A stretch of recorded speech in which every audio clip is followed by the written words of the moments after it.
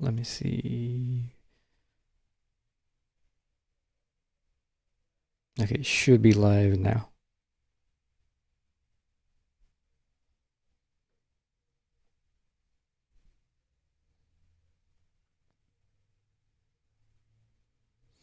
All right, thank you.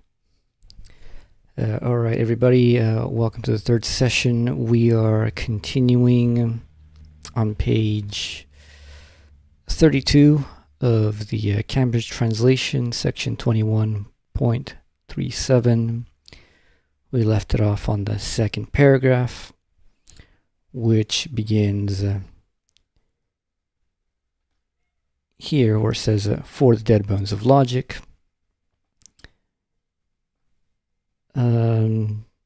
The last time we read, there really wasn't that much to be said. Don't remember any questions really, so we'll just continue this and hopefully get through this first introduction today.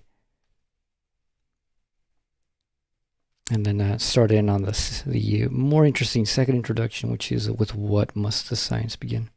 Or with what must science begin? All right, so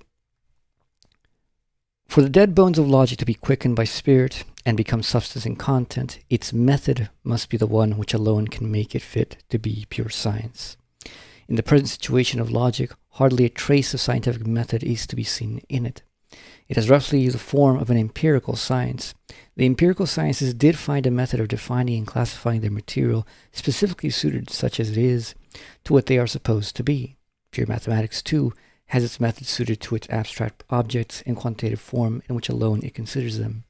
In the preface to the Phenomenology of Spirit, I have said that what is essential regarding this method, and in general, the derived form of scientific procedure proper to mathematics, but we shall return to it in more detail within the logic itself. Sorry, that was a bit of an awkward sentence.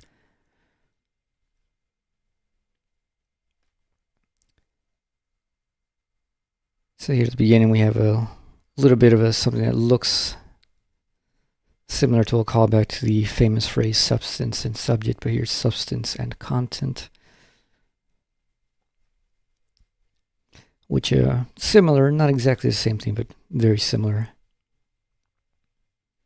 Continuing,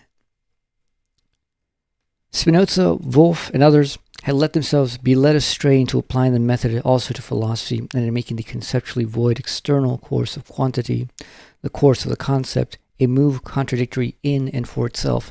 Hitherto philosophy had yet to find its method, but looked with envy at the systematic edifice of mathematics, and,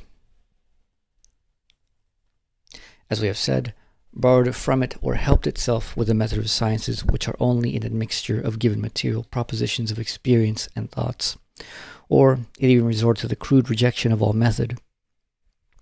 But the exposition of that which alone can be the true method of philosophical science falls within the treatment of logic itself, for method is the consciousness of the form of the inner self-movement of the content of logic.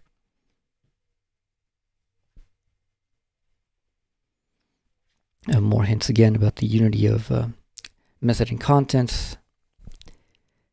In the Phenomenology of Spirit, I have presented an example of this method with respect to a concrete object, namely consciousness.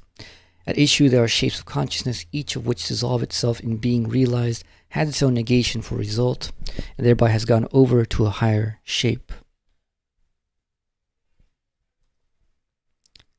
The one thing needed to achieve scientific progress, and it is essential to make an effort at gaining this quite simple insight into it, is the recognition of the logical principle that negation is equally positive, or that what is self-contradictory does not resolve itself into a nullity, into an abstract nothingness, but essentially only into the negation of its particular content, or that such a negation is not just negation, but is negation of the determined fact which is resolved, and is therefore determinate negation.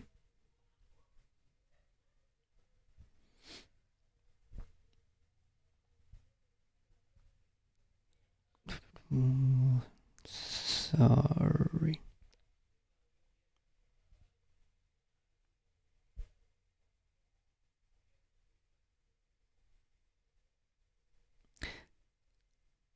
Sorry, I lost my place for a second. That in the result there is therefore contained in essence that from which the result derives, a tautology indeed, since the result would otherwise be something immediate and not a result. Because the result, the negation, is a determinate negation, it has a content.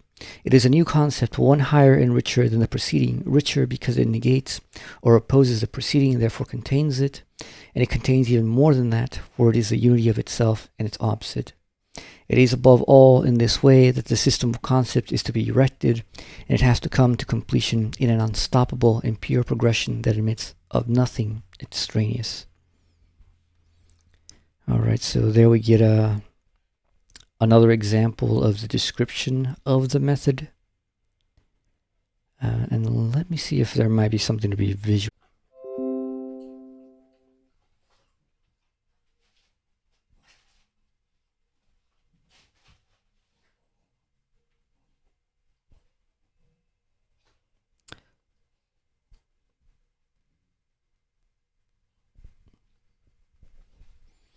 Oh, well, it seems just now OBS reconnected to YouTube. Wow.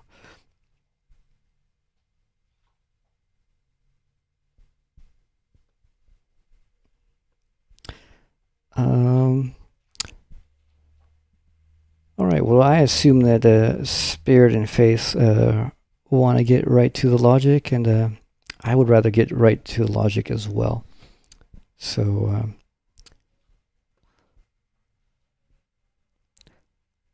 let me open up a little something that might help us a lot.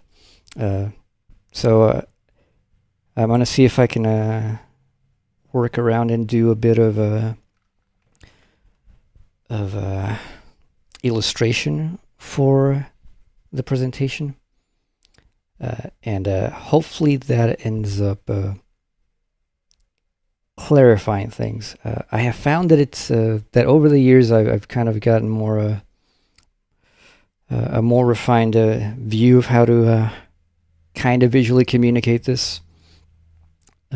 So being able to have a little bit of a canvas to show you on hopefully will be helpful.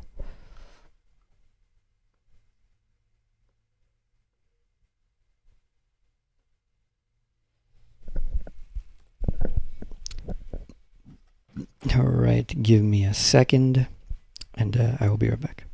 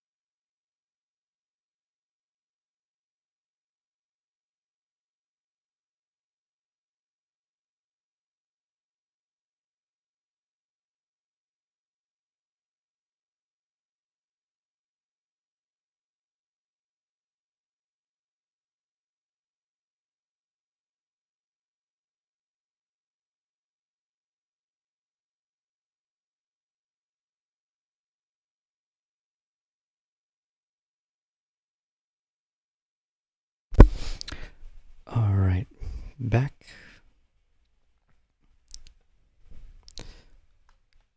Hello, Hyperion. Welcome.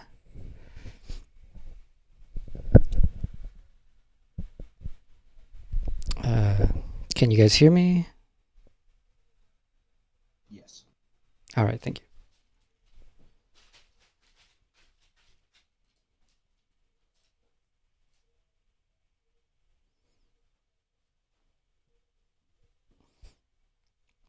By the way, if you have a microphone and you can talk, feel free to talk.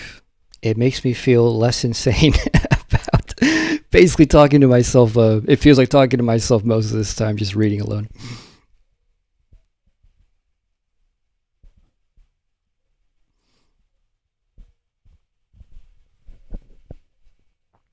Sure. Yep.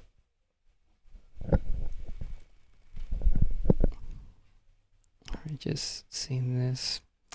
Why does this not...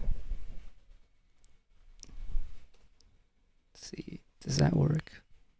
Ah, yes, that works. Okay. Okay, sorry for that little bit of a wait. All right, so we're just going to go jump to the beginning.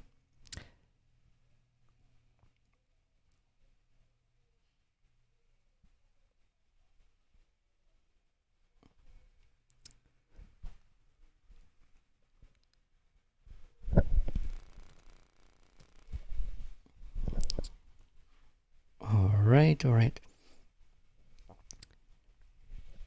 So, once again, there's only one rule here. Forget anything you know. Forget everything you know. Forget about forms. Forget about all other philosophers. Forget about everything you know about Hegel, because this is where it begins. If we begin on the wrong leg here, it's all screwed up and it's never going to get righted. So let us begin here properly.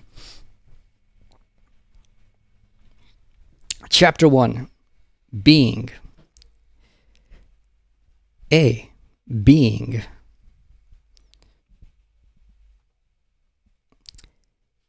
Being, pure being, without further determination. In its indeterminate immediacy, it is equal only to itself and also not unequal with respect to another. It has no difference within it, nor any outwardly. If any determination or content were posited in it as distinct, or if it were posited by this determination or content as distinct from an other, it would thereby fail to hold fast to its purity. It is pure indeterminateness and emptiness. There is nothing to be intuited in it, if one can speak here of intuiting, or it is only this pure empty intuiting itself. Just as little is anything to be thought in it, or it is equally only this empty thinking. Being the indeterminate immediate is in fact nothing, and neither more nor less than nothing.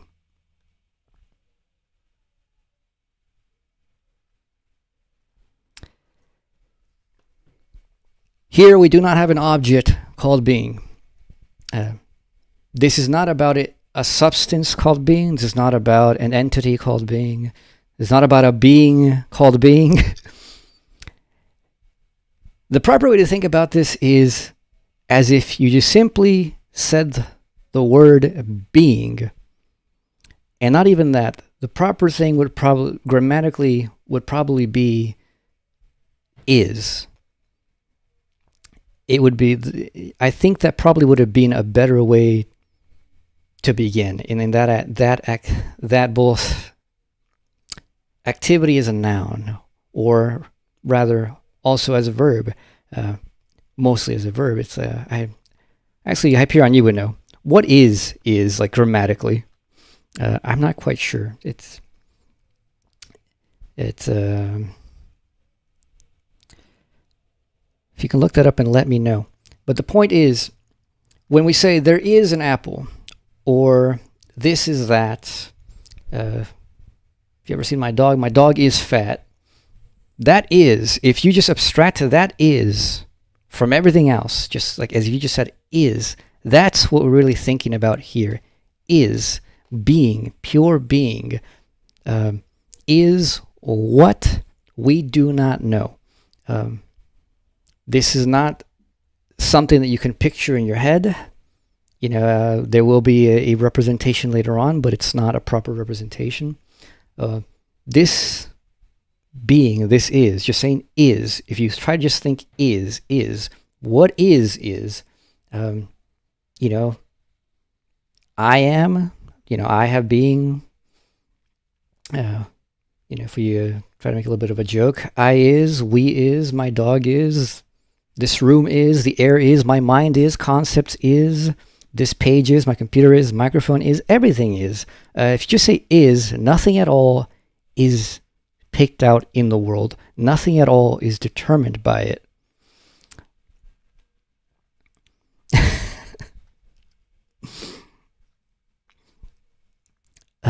Is here. You might want to say is, or being here is just a absolute universality.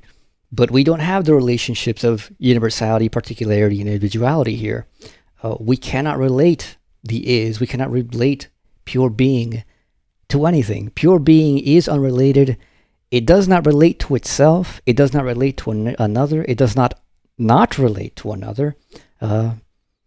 But there is no other to which to not relate.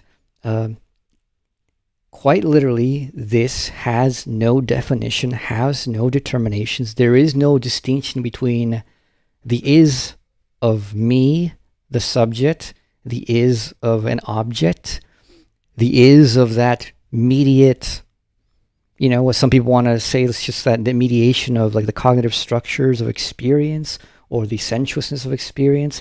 There is no difference there. So being, pure being, has nothing else to be said to it. To say that it is indeterminate itself would be to give it a determinateness of indeterminateness, which is, by the way, a funny little dialectic right there. That can be explained. The is, or pure being, is also just simply the immediate. It's just the immediate contact of thought with thought. But how is that possible? I mean, think about it. How is it possible that there can be immediacy without anything which is connected by that immediacy? Immediacy itself is already a word that says, there is no mediation, there's no distinction. Here, the contact with the is, the intuition, the thinking of the is, the grasp of the is, the experience of the is, there is no barrier here. There is no mediating concept for being. There is no mediating intuition or ontological linkage needed for being. Being. That's it. Is. Not it is, just is. Think about that, and think about that immediately. Think of something unrelated. Think about your own being unrelated. Think of the unrelatedness of your own being. And really try that. Really, really try that, because the definition of all these concepts hinges on you being able to do this first move. Think immediately. And think the immediate immediately. Don't think, okay, I'm going to think about the is. No, is. Don't think of it as an object. Don't think of yourself as a subject. Don't mediate it. Just is. How do you access the is? Try to access the immediate immediately, that which has no barriers, no distinctions whatsoever. You cannot say it's all-encompassing. You cannot say it is or it isn't anything. And since this is the science of logic, this is entirely to do in the realm of thinking. So think immediately. No determinations, no distinctions, no definitions, no barriers. What Hegel says here is, there is nothing to be intuited in it, if one can speak here of intuiting, or it is only this pure, empty intuiting itself. Try to think the is, and what do you get? Here's what you get. You don't. That's literally it. The is not a thought that you can actually engage as a thought. The is to that extent a non-thought. It is nothing. You try to think it. What is there to think? Nothing. Literally. Yes, so the is a verb. Which thought is, if you're going to think properly of thought is a pure activity, a pure verb, so to say. So you think the is, you try to think immediately. The immediate consequence of thinking immediately is you can't think. There's an empty intuition. There's an empty thinking. This is already a reflection on the consequence of just what it is to think immediately. So the shift from being, the is, to nothing is just in the consequence of thinking immediately.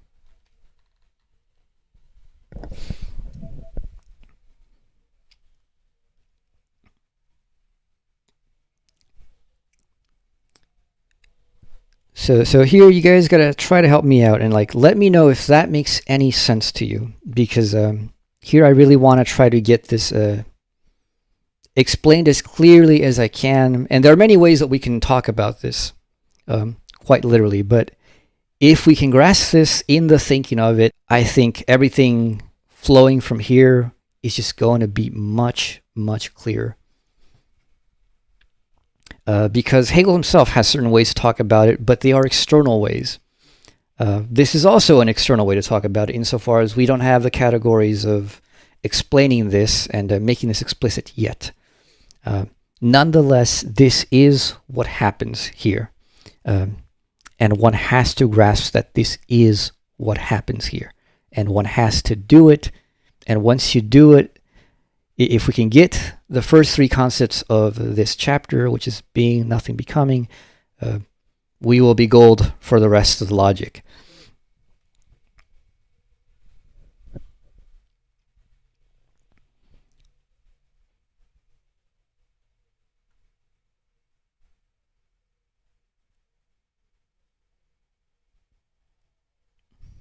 All right.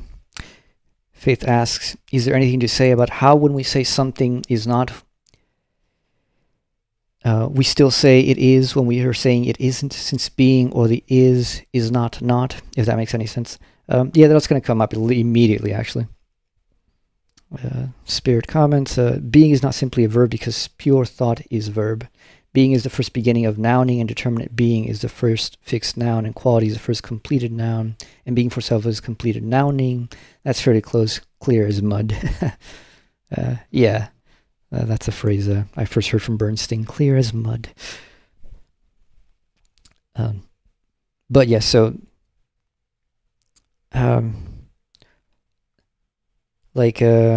let me see if I can make a visual metaphor.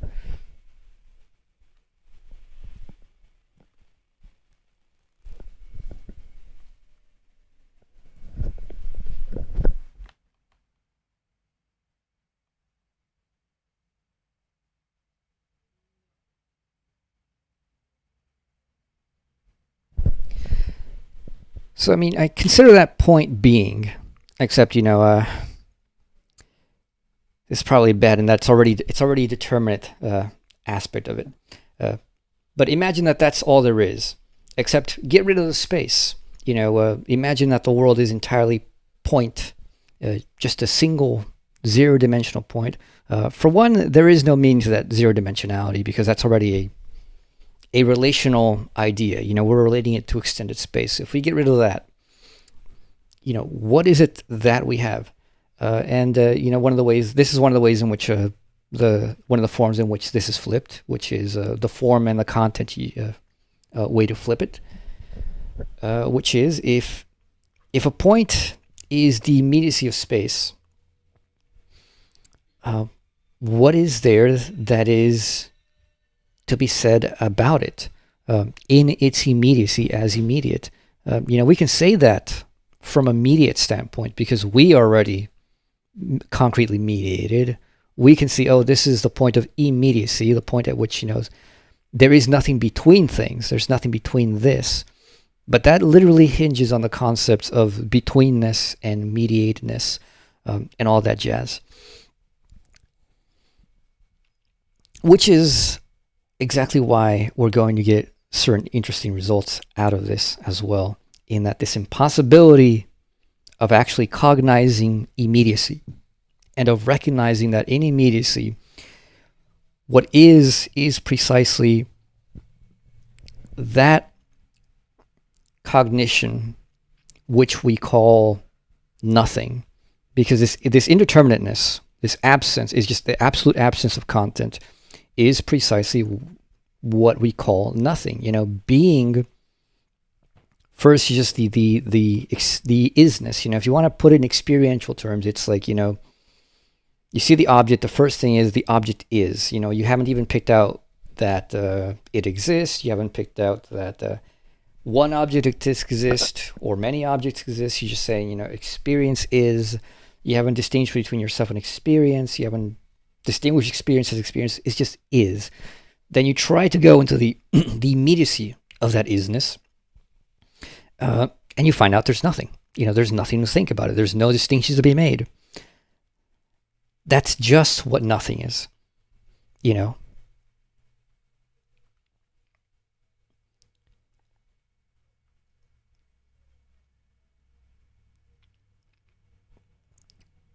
And if you notice something, that nothingness, which is like, this is thought going into the zero-dimensional point, it's like, which is in many ways nonsense. When you try to go into the zero-dimensional point spatially, you can't. But that failure itself is something that can positively be recognized. The fact that you can cognize your own non-being in thought, the fact that thought can cognize and recognize its own absence, is a speculative move, if that makes any sense. If you remember, speculation is the standing back from the activity of the dialectic and just taking it as it is. This move to nothing is literally an immediate move into sublation or speculation.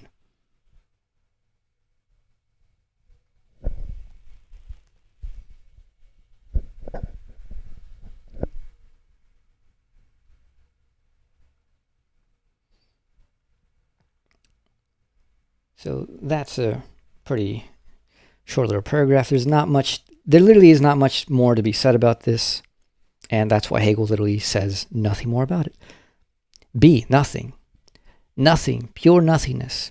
It is simple equality with itself, complete emptiness, complete absence of determination and content, lack of all distinction within.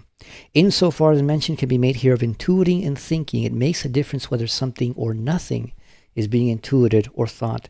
To intuit or to think nothing has therefore a meaning. The two are distinguished, and so nothing is, concretely exist in our intuiting or thinking, or rather it is the empty intuiting and thinking itself, like pure being.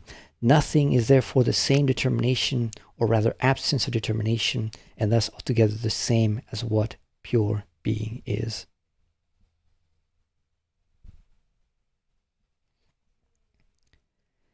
So here, a lot of people go, well, it's a pretty simple return. Being is empty, it has no content, therefore it is nothing.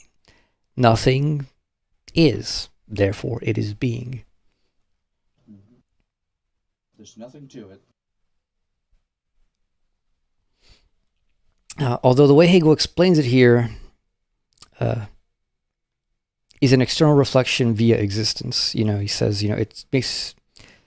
The way we understand it implicitly is via the distinction of something and nothing. That it makes... We understand the difference between thinking something and thinking nothing.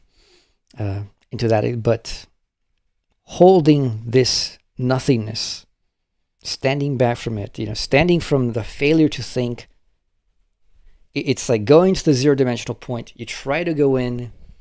The very moment you go in, the very moment you pass into the zero-dimensional point, you're immediately out.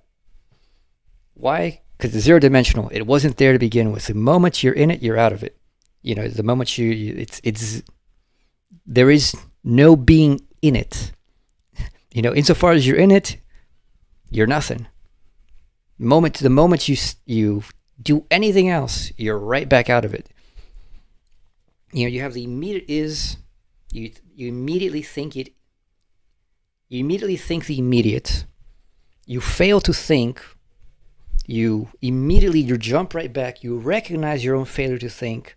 This failure to think is nothing, and then immediately you recognize again that this nothing is, because now it is again, you jumped right back out into the immediate presence of the is, the indeterminate is, and the nothing is. You have thought, indeterminate thought. You try to think pure indeterminate thought, immediacy. You try to think it, you fail, you immediately get bounced back. You recognize the failure, but the failure is, and since you have, there is no further concepts here. There are no further concepts in which you can go, this is a determinate failure. No, you don't have determinacy as a concept yet. You can do it. You can't say it. And at this point, you can't cognize it. You just go from thought, failure to think, thought, failure to think, thought, being, nothing, being, nothing, being, nothing. That's it. In fact, you're doing it because that's how you get anywhere. All right. And so I mean, that dialectic is it clear? The way in which we're just bouncing back and forth. Once we get this dynamic, there is no possible third. Somebody's like, well, why should you? How do we know that being and nothing are the necessary opposites? Well, because if this cognition is what these mean, and this is one of the things you need to keep in mind, is that with these, it is the cognition which defines these. Forget about what you think the name is. Forget about what you relate this name to. This is not Heidegger. This is not Kant. This is not Aristotle. This is not Plato. This is nobody. This is Hegel. For Hegel, this act of immediate cognition is what being is. This act of failure to cognize is what nothing is. That's how the concepts are defined. This cognition, engagement of cognition, return from that engagement, reflection upon that engagement, which turns it again into just an object of cognition. So you go from the object, you immerse yourself in the object, you come right back out into the object. Literally, it's just a switch between, you have first the object, you engage it, you think it, you immerse yourself in it, you become literally the subject in thinking it. In moving it, it becomes a subject, you end up at the subjective pole, then you turn around, you see the subject is no longer subject because it's no longer active, and is now object. And it's just subject, object, subject, object, subject, object, thinking, thought, thinking, thought, thinking, thought. These structures are going to be everywhere. This cognition of just like the cognition of no cognition at all is literally where things begin.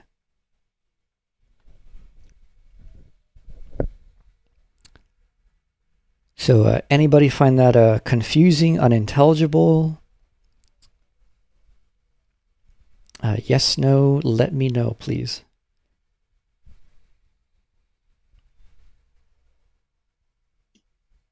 I guess one thing I did find interesting was the idea that you could actually, like, you could find out things that you couldn't cognize.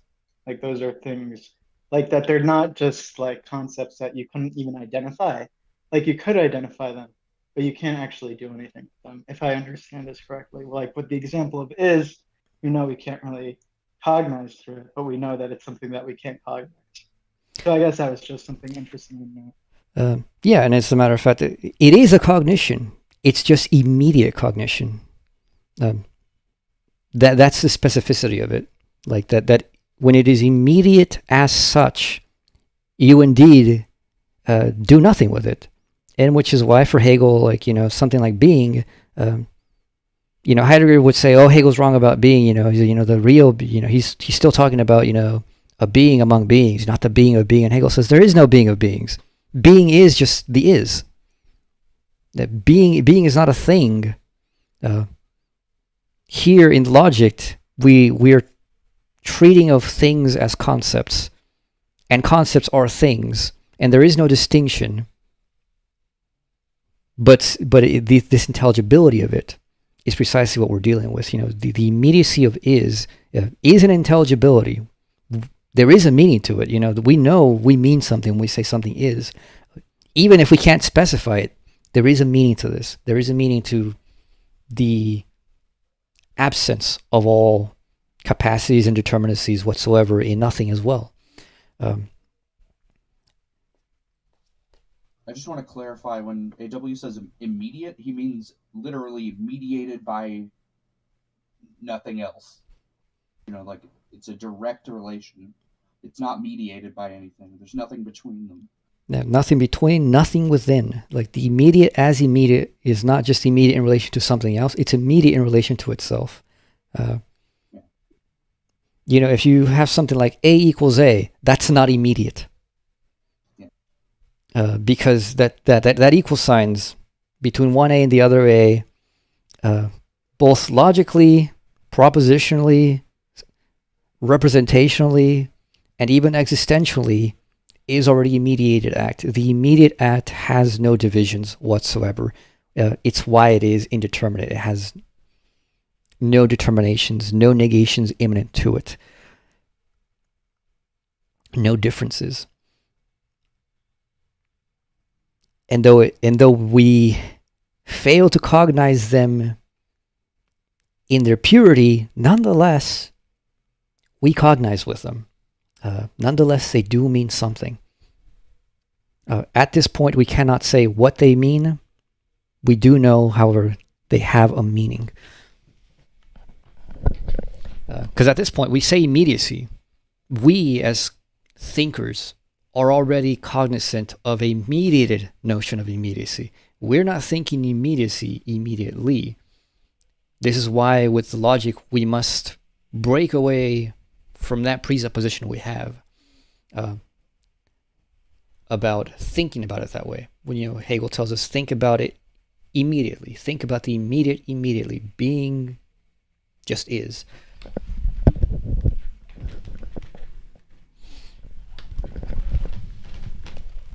So C, becoming.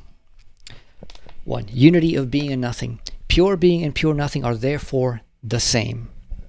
The truth is neither being nor nothing, but rather that being has passed over into nothing and nothing into being. Has passed over, not passes over. But the truth is just as much that they are not without distinction. It is rather that they are not the same, that they are absolutely distinct, yet equally unseparated and inseparable, and that each immediately vanishes in its opposite. Their truth is therefore this movement of the immediate vanishing of the one into the other, becoming a movement in which the two are distinguished, but by a distinction which has just as immediately dissolved itself. So there's a misunderstanding that is easy to make here. He says pure being and pure nothing are therefore the same. And Hegel himself plays into this game in the remarks. And that is to think that the reason being and nothing are one and the same, their identity is, being is purely empty and indeterminate, and nothing is purely empty and indeterminate. That's what makes them the same. No, that's not what makes them the same. What makes being and nothing the same is the fact that being shows itself to be nothing, and that nothing shows itself to be being. That's what makes it the same. It's not that indeterminacy and emptiness. It is not that identity that makes being and nothing the same. When you try to just think being immediately and you realize I can't think, therefore I have no content, there is nothing, that's what makes being identical to nothing, not this external formal identity we make is like, this is empty, that is empty, that's why they're the same. No.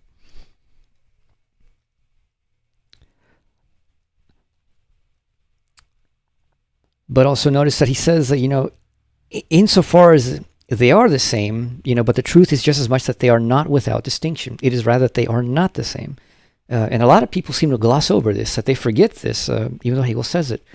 He says being and nothing are one and the same. In the same moment, they are also not the same. For the same reason that they are the same is the same reason that they are not the same. In the fact that I notice that being is nothing, that nothing is being, I nonetheless know there is a difference between nothing and being. There is a passing over. And the passing over is already a has passed over. And Hegel says has passed over because this has already happened. The moment you think being, you've already landed on nothing. There is no time lag. There's no immediate There's literally nothing in between to traverse. You do it, it's done. As a matter of fact, the fact that it's done has already meant that it's already been done. Being has already been nothing. It has already passed over. Nothing has already been being. It has already passed over. It's not waiting for you to cognize. The moment the thought is posited, it already has passed over. The moment you start thinking thought has already become opposite, the opposite of what it was.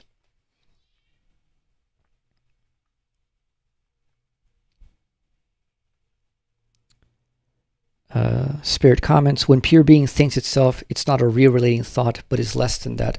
It's not even full negation as determinate thought, but is only abstract negation. Negation itself immediately vanishes, so being and its own thinking of itself is all immediate from its own point of view at first. Yeah, that's technically correct.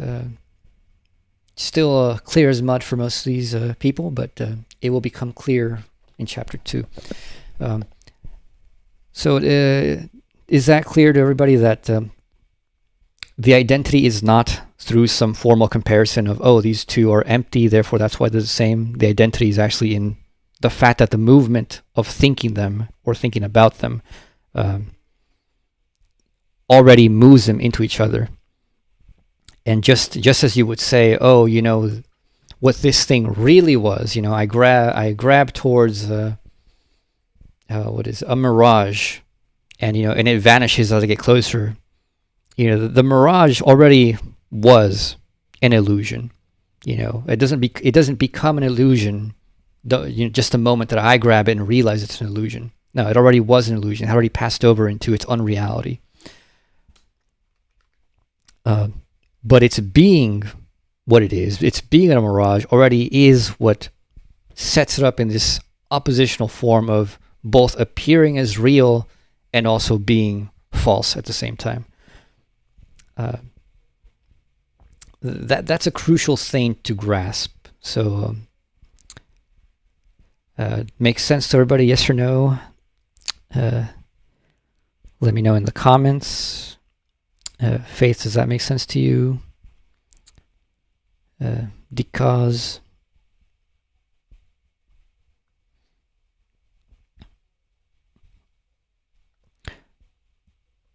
okay. And so again, you know, we get becoming out of that. Rather than just saying, oh, being and nothing are together and, you know, that unity is becoming, we have to understand that only because we have already done this, only because we have already gone, okay, being, nothing, nothing, being. Only once we have gotten to that whole circuit, that circuit alone is what becoming is. If you haven't thought that circuit, you may have the proper form, and you can speak about things even at this formal level in ways in which it makes it seem like you know what you're talking about. But unless you've done that, unless you've done the actual movement and seen it for yourself and had it happen in your own cognition, you don't really know what becoming is. Becoming is just that endless circuit, that dialectical self-contradiction of being is nothing, nothing is being, being is not nothing, nothing is not being. That whole thing, that whole process is what becoming is. You know, normally with usual logic, you would arrive at that contradiction, you would say, well, either I've made an error, I've probably defined being wrong, I probably defined nothing, you know, wrong, and therefore, you know, the way to fix it, I'm just going to fix definitions in a way in which, like, you know, this won't happen. In which, if I think about it this way, it won't lead me over there. That's usually what the understanding does. The understanding sees a contradiction and it says something's gone wrong with me, or something is wrong with this content itself. And in the case of Hegel, Hegel says, no, we arrive at a contradiction, and in this case, why do we think it's okay? Why do we think it's okay for us to just accept this contradiction? Well, because it's rational. We haven't made an error in thinking at all. When we think being immediately and we realize it's nothing, and we then stand back from nothing and realize, wait a minute, nothing is, it's back to being. This is not an error of cognition. There's nothing wrong with your reasoning. You're not making a logical mistake here. You're doing everything proper and according to reason. the fact that reason produces something that seems like a contradiction, that seems to produce a self-inverting opposition, is just right now what reason is showing us it happens to do when you just abstract it purely and have it think about pure thought operations. Since we have thought validly, we have not made an error, we're cognizing the proper meaning of this, and it's stable. You know, the being and nothing just goes back and forth infinitely, back and forth. It won't end. You know, you can keep going as long as you want. It's never going to stop. This itself, you know, it's this movement is like substance. While you are in the movement, you are in the mode of the subject. When you stand back from the movement, reason stands back. That's speculation. Sorry, right there. You stand back. You grasp that movement. That movement is not a temporal movement. You know, it's not happening in time. Logically, it has already happened. So the movement is just like a frozen completeness before you in logical space. That object now is an object of cognition. It is a fully valid object. You validly cognize it. This object means something to you. There is a meaning to something that is both being and nothing at the same time. That is particularly being and nothing in their movement. That process. That is intelligible to us. We recognize that as this concept we will call becoming, because in the tradition of the West, philosophically as well as in common language, becoming is precisely something that involves a unity of being and nothing. You know, this transitoriness, this vanishing, this has already passed over aspect of it.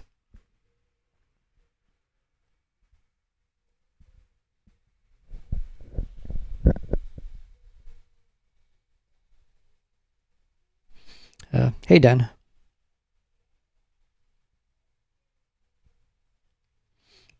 All right, so no questions about this. Everything clear so far.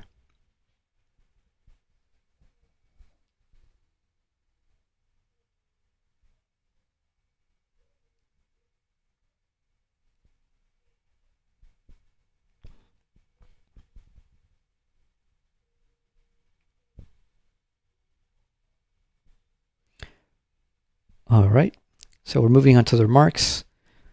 Something to say about the remarks. The remarks tend to sometimes be long, sometimes they're short. I think remarks are half of this book, in which like most of what goes on the remarks is, yes, a little bit of explanation and a further elaboration and some examples. But most of the remarks are like, in case you thought I was saying this other thing, I'm not. That's what most of the remarks are. But they're very helpful.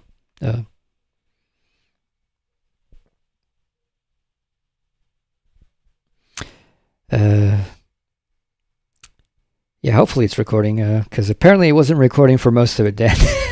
There's a whole, I think maybe a whole hour or so that it was frozen. But don't worry, it started recording when we actually got to the good stuff, so.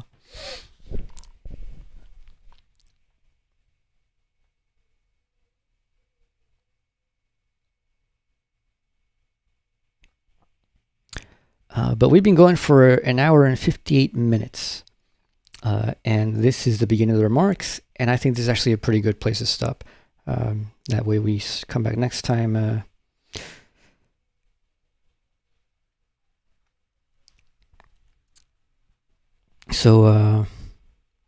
Yes, we will leave it here at remark 1 next time we come back. Probably pre-read the remarks if you can. They're not very difficult. In fact, I think that there's a few examples here that people will find to be elucidating in many ways. It's not as abstract as I'm making it. But I want to sort of get it into this abstraction of cognition simply because if we learn to move in that way, if we learn to move in the domain of meaning as opposed to domain of just pure images and representations, everything else is going to become so much easier. But all right, that'll be it for the stream. See you all next week.